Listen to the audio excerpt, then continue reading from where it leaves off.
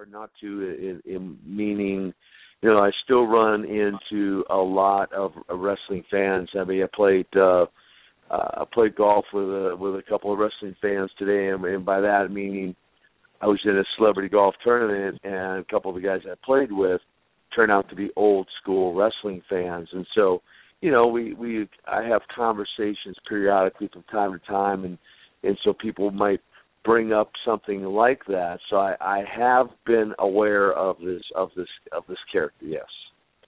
So how do you feel a character like that could translate into today's, I guess I wouldn't even say the television audience, but also really the pulse of the actual world landscape? Because back in the 80s, the Russian-United States conflict was much, much different than it is now, I guess, to a point.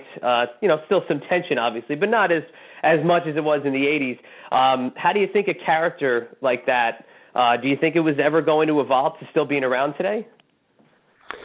Well, it seems like just about everything, if you give it enough time, comes full circle, whether it's style of clothing or characters in wrestling. It seems like everything at some point, the remake of movies, and it just seems like everything does come full circle at some point. And so I'm certainly not surprised that they've, you might say, not necessarily resurrected the Russian character or reinvented the Russian character. Not so much surprised by that. Whether he's a heel or a babyface, that really depends on,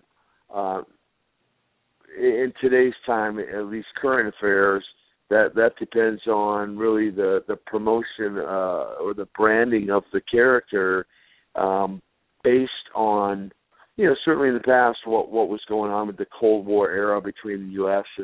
and Russia, and who knows if Putin has his way, this guy might turn into a real heel, this wrestling character.